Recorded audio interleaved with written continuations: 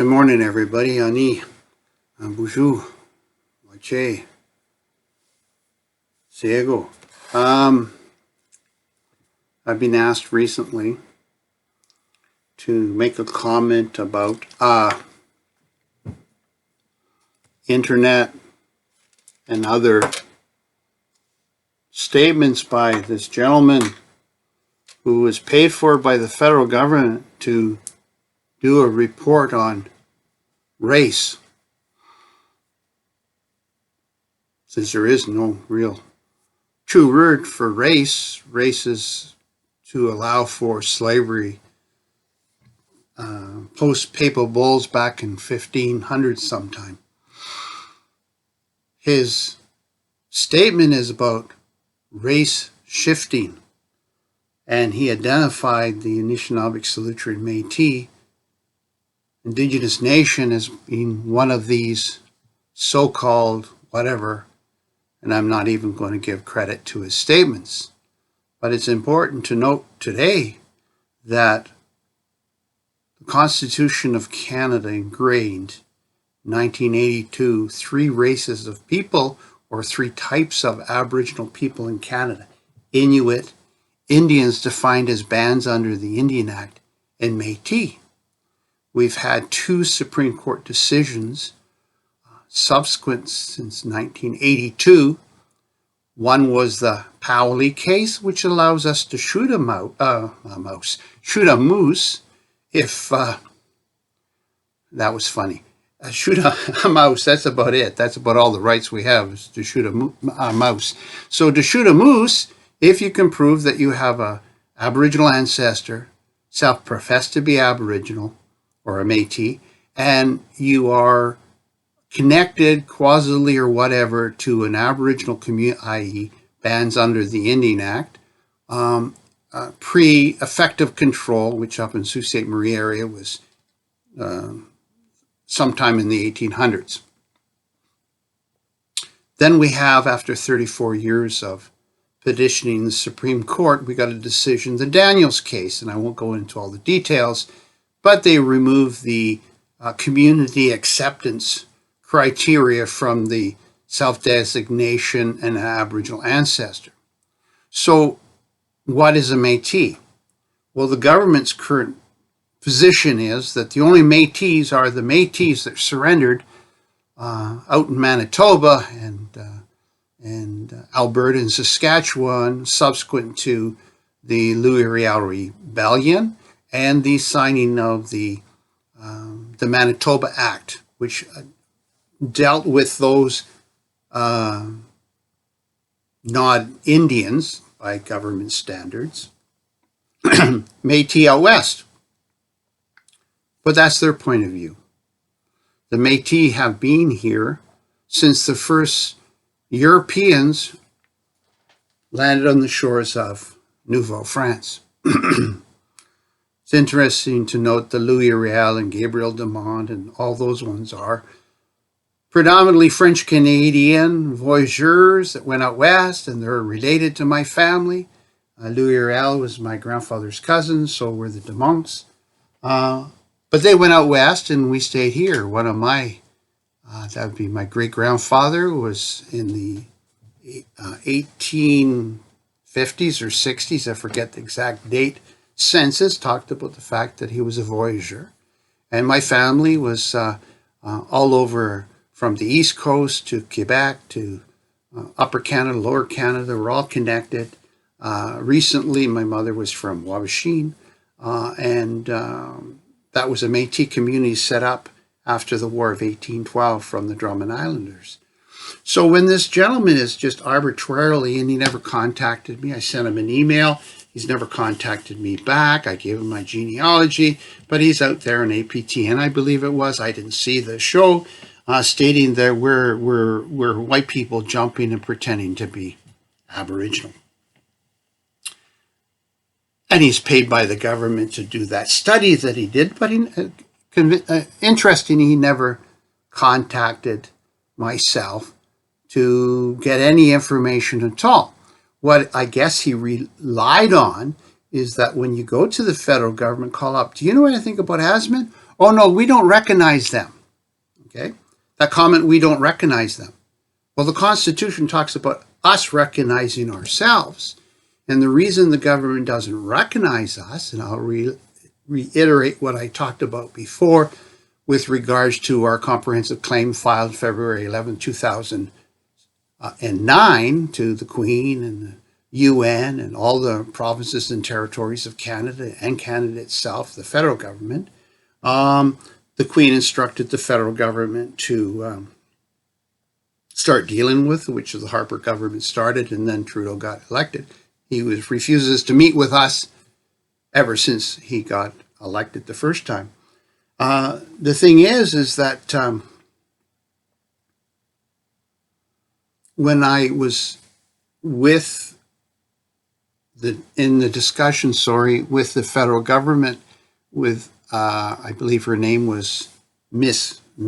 Kennedy, I forget her first name, with the land claims, they didn't have any acts, regulation, policy, mandates of authority to deal with unsurrendered, untreated Métis groups in Canada or any other group that had not been surrendered and forced into the Indian Act.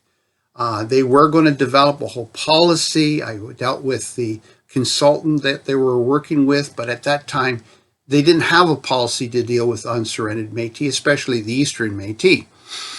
And there's a lot of us.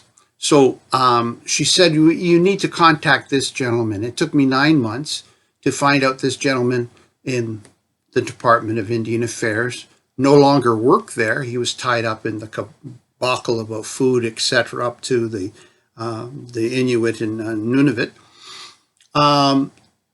When I finally found a couple of months later, the person who replaced him, I said, okay, what's going on? He says, well, we don't have any acts, policies, mandates, or authority to deal with you. And because we don't fund you, I have no authority to even talk to you. And that's where it's been left off at the beginning of the Trudeau government. Now, we have many court cases going on our land claim, our comprehensive land claims to the government. We're at various levels to the court. And at this point, none of the judges, from my point of view, are applying the supreme law of Canada, which is the Constitution. Now, I'll just reiterate again. In 1981, the Charter of Rights and Freedoms was signed, and then it was promulgated into and attached as an appendix to the Constitution of Canada. And the significant point in there where it identified the 3 Aboriginal peoples of Canada. It stated that the Royal Proclamation from 1763, when the King of England felt there was abuses to Aboriginal people, he made this proclamation, and it states in there, I'm just paraphrasing, that because of the abuses to Aboriginal people, no lands or resources can be taken from or stolen from the Aboriginal people unless a treaty has been signed with the King of England at that time. Anyone who does do this, especially the government officials, they have to be brought before the King, the Crown, and be charged with treason. Now, subsequently, over time, treason, I believe, has been removed from the Criminal Code of Canada, but the Criminal Code of Canada is subservient to the Constitution, which gives us those inalienable rights and our allodial rights.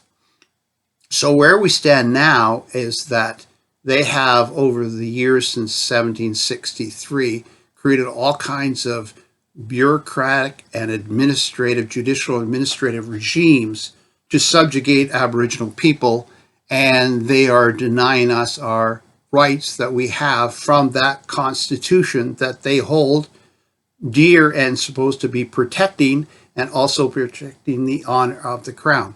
So that's where we are today. So this gentleman who is putting out these documents about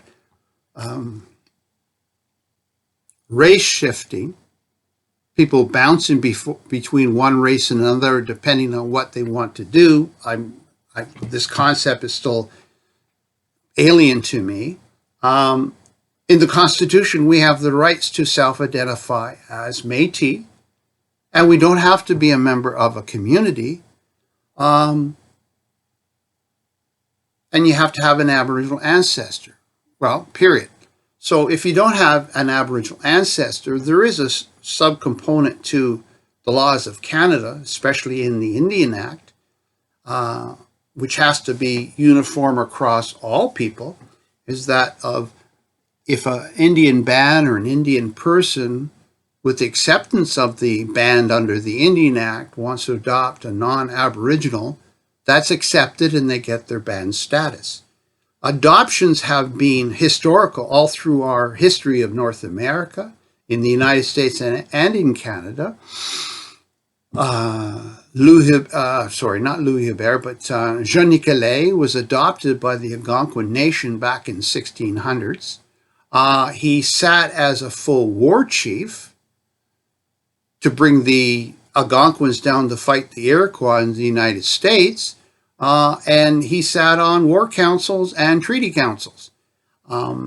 They try to suppress that information, but he also married, through country marriage, the Nipissing Huron woman, my 9th great-grandmother. Now, that's not my only identifier as an Aboriginal ancestor. The government likes you to have an Aboriginal ancestor, in other words, a non-status Indian from maybe 1 or 2 generations ago. But the whole concept of a race, which they want to postulate, right? A race or a group or a community is an evolutionary thing. When the colonials came here, in the early days, they brought all kinds of diseases. Our populations were decimated extensively. And to survive as a people, we brought into our communities non-Aboriginals, which became our descendants. Now, if you were caught up in the Indian Act, up until 1981, if you then married non-Aboriginal, you lost your status if you were a woman. If a colonial woman married a status male, she got an Indian Act, because how dare her debase herself with an Indian, so she's now an Indian. So there's a lot of anthropogenetic racism well ingrained into the various administrative and judicial regimes in Canada, and the persecution of First Nations and the elimination of our children through the residential schools, which is all over the news media. You can see the general path. So I believe they funded this person. I believe he's some scholar at a university who himself, I believe, professes to be a Métis, which is interesting. But he's identifying all these other groups as race shifters and basically calling us frauds. Well, I stand before you today to identify that I have multiple Indigenous lineages. I'm a French Canadian descent. The original families of Nouveau France, Louis Hébert and Marie Rolette, are my 9th great-grandparents. Their granddaughter married Jean Nicolet on his second marriage. 2 of the very famous players in New France who were adopted into the Mohawk Nation were also my grandparent, and their descendants married intertwined through all our family.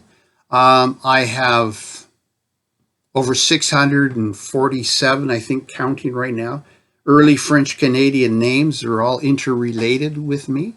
And up until 1763, France had the policy that we're not going to send people from France to New France, there are not that many, and to do proper trade with the natives as friends and family, you intermarry. When the British won the war in France, they gave France back to France if they gave the trade colony of New France to Britain. From that point on until from 1763 to 1856 or 8, no immigration from France was possible.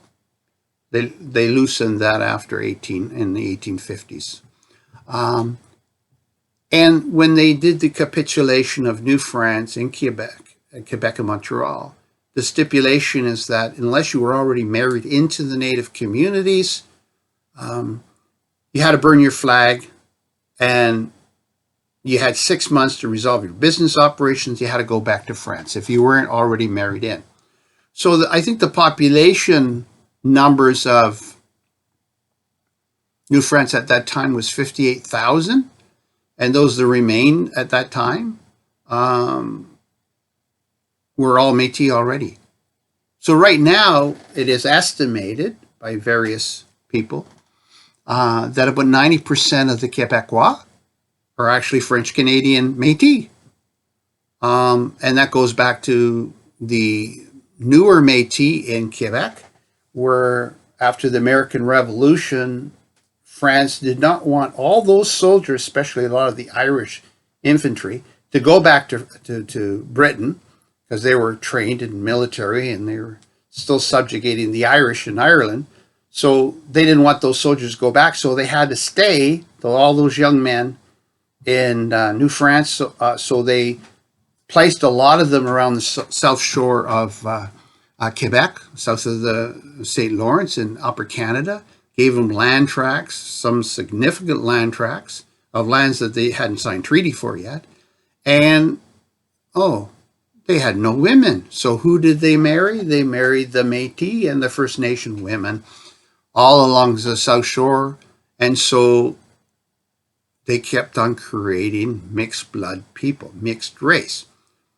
So you can see this comment about race shifting because we're now exercising our rights as Indigenous people opposed to those two significant court cases which say that we do have rights.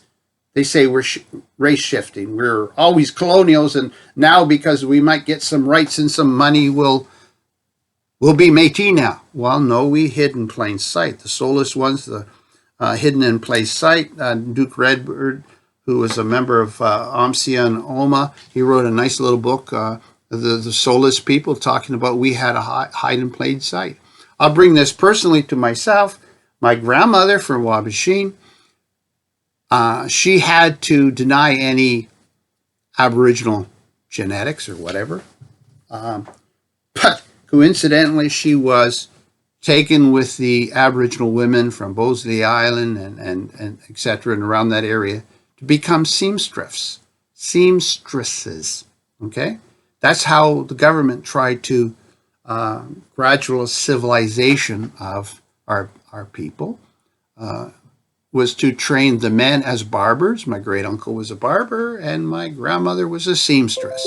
See, if they're a barber and a seamstress, they go into the cities and they get lost. But we didn't get lost. So it's really difficult when you talk about the history of the Eastern Métis. It's very complex. And there's many families all over that have kept true to their cultural heritage. My grandfather was a Métis boat builder. I hold that training very to my heart. I've done all our native crafts. I was one of the first, I think, licensed tanner in the province of Ontario when I was a teenager, because if I didn't get a license, if I brought my furs back from the bush and I tanned them, I could be arrested and sent to prison for tanning without a license. So I had a license from the province. Again, their regulatory control of us. So I take great objection to people to say that they can determine, those who may be multi-generational colonials, to determine what I am as a person, as a race. Now, I'll move on to what race is. Race is a group in an area that have very many similar characteristics. But the race is a fluid thing, if you want to use the word race. It's not just about color or skin. It's about your culture, and culture is evolutionary. The British, if you look at them, you ask them I'm British. Well, what does that mean? That's just a label of who you are. But what's your ancestor? What's your background? Well, you could be Dane, Swede, Viking, Scottish, Pict, Scot, Iberian, Germanic, French, right? And all the people that the Romans brought into England from every place of the known world at that time. They brought people in and they stayed in England. And they stayed there actually when the Hadrian's Wall and the Romans left Britain. A lot of them stayed because they intermarried. So the British people are just a hodgepodge of different races that all become now British. So who are you? You're British. So when I say I'm a Canadian, well, I'm a Canadian with a K for Kanata. But my background is a number of races. There's Indian, there's Scottish, there's French, and there's probably everything back to, because we're all supposed to have come out from Africa. If anyone does their DNA, they always come out with some minimal African DNA in there. So we're all one race in the world. Okay, and the race was a term, like I said before, in the papal bulls. If you don't bring them to Christianity, they then become cannon fodder. You can do what they want with them and do slavery. So when we talk about who Métis people, especially the Eastern Métis in Canada, they have been hidden in plain sight. Okay, they've been hidden in plain sight. Many families have lost their history, but they can at any time repatriate to their culture and their traditions and their community activities at any time. There's no statutes of limitation. Oh, well, your grandfather was Métis, but you're not a Métis now because you didn't wear moccasins or you didn't wear a sash. Well, by the way, the sash that they postulate that was great in the Western provinces came out of Montreal, right? It was an Assumption sash from Montreal. So the transfer of European genetics, mixed breeds going west all through the Rupert's Land down to New Mexico. That was a progression of many, many years. So when you talk about a long history of people that have mixed blood in them, they get to decide, especially with the Constitution, of what, if you want to say the word race, they are, right? Like I have pride that I have Scottish ancestry. I believe the Scots actually were native from North America through the hurricanes and the Tanu Indians ended up in their war canoes on the south end of Ireland, and they say the Scots came from the south end of Ireland, went north in Ireland, and went into Scotland. So you don't know who and where you are. Now, where you came from, unless you do your research. You've got to do your research. And you have to be careful with those, testing of your blood, because they test very little of your blood. And it appears, because I know many people, I'm not going to prove the documentation of that they expunge their Aboriginal component, because here's a interesting little thing. They said that Native Americans came from the Bering Strait. And they've proven there's an A, B, C, and D mitochondrial DNA component that comes from that area of Asia. But now they found a new one called the X mitochondrial DNA. Now the X mitochondrial DNA is a very old, 20,000-year-old mitochondrial DNA that is of high percentage in the Eastern Anishinabek people. Okay, so Mi'kmaq all the way, but it also goes to many that are in the Navajo and the Hopi and the Dene. They have the women pass this on from time immemorial to their children, and there's high percentage. Now this brings in the Solutrean, which we renamed our nation to recognize our Eastern origin. The origin stories of the Anishinaabe people, it came from the Eastern Sea. We didn't come from the Western Mountains. We came from the Eastern Sea. And it appears that it's starting to, through massive DNA testing, etc., they're proving that there was a migration. When you look at the YouTube videos of the peopling of North and South America, that there's multiple different areas across the North and South America where other people came in here. And the Solutrean people were part of the that whole discussion of the Solutrean points and the Clovis points being huge on the eastern seaboard. They were found in Clovis, New Mexico, but now as they're finding more, they can track the stone from the eastern seaboard across to the west, but they don't find that in Asia, etc. So it's a technology that was developed either conjointly with North America and excuse me, and the Solutrean area of Spain and France. So there is a lot of new information, which is going to be really exciting in the next 10 years. The Kinnikwik man, who was found in on the Columbia River, about 9,000 years old, his DNA, his X was the mitochondrial X chromosome, and he's related to the COVID tribe through genetic research. So there's a lot out there of what these races are. So when you look at race, excuse me, an identification of who you are right now, by the colonial laws, it's a self-identification process. And if you say you're Métis and you've got an Aboriginal ancestor, you can prove it. Or by adoption by any Métis or First Nation group, you can join those cultures. Now, that brings the point of racial purity. Some people want to be racial pure. Well, there's no such thing. My point of view. There's no such thing as racial purity. We're all mixed breeds across the world.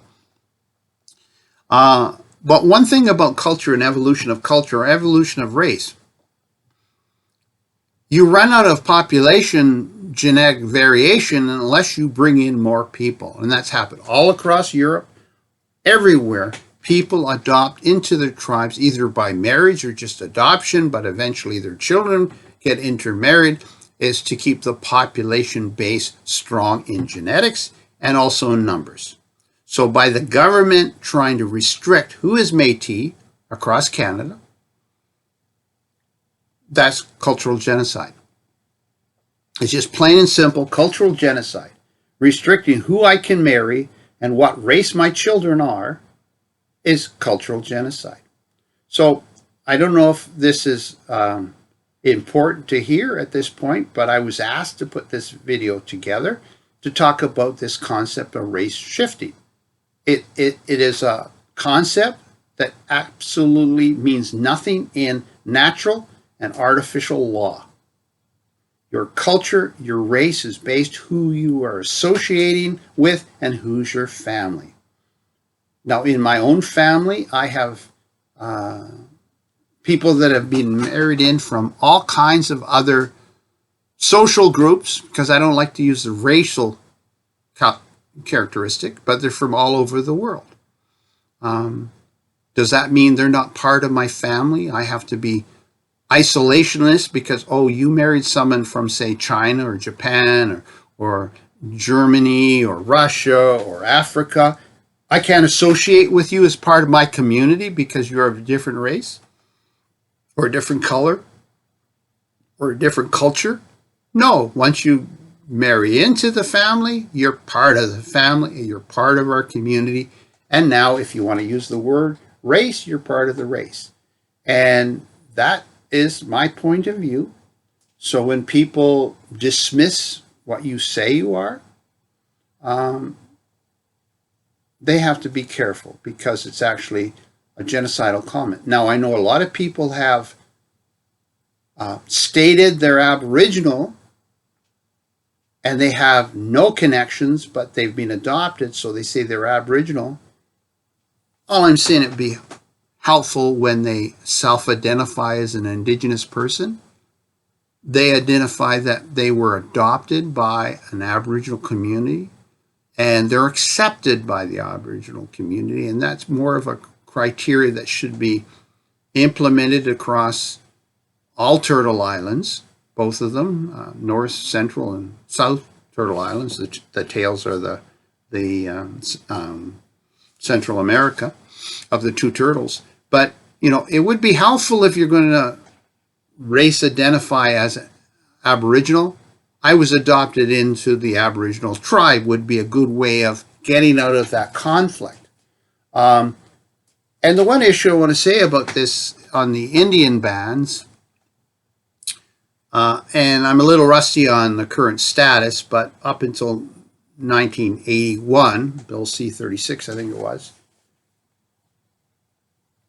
any woman who married a colonial, didn't matter what quote-unquote race they were, their children are no longer status, and she no longer became status. Then after 81, she could retain her status, and her children, I think there's some kind of blood quotient delineation, which over a few generations, if you don't marry back into status, you lose your status, or you lose your Indian identifier, even though you may have more Indian blood just because of circumstances than some of the Indians on reservist status. So you can see the whole administrative and legal regime to erode the rights of families, and that's what it comes. It's family, clan, community, nation.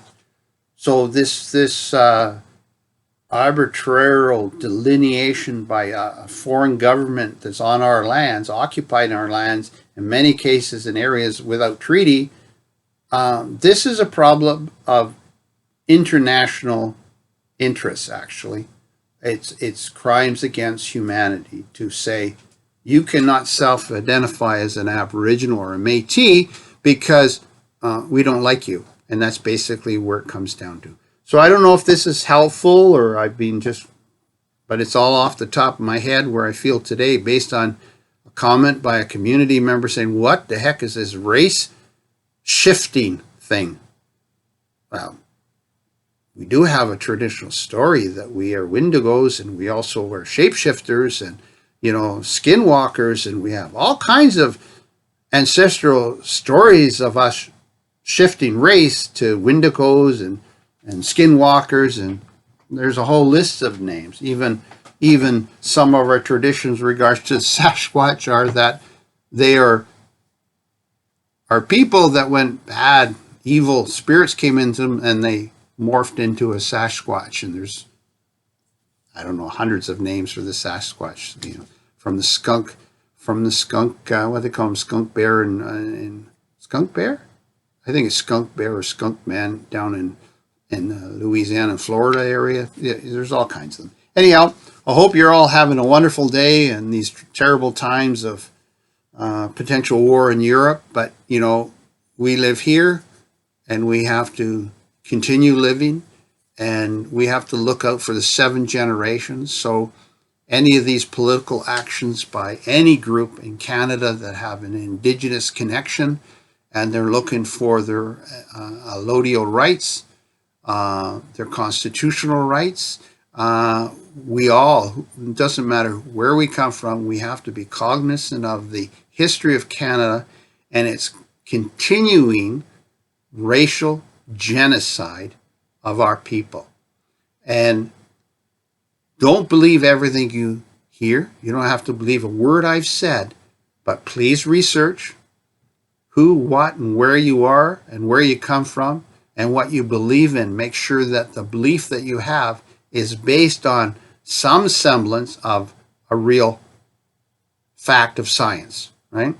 Everybody says, believe the science. Well, you can't just believe someone's saying what is what. You have to look out for yourself and determine the truth of the matter and make your decision.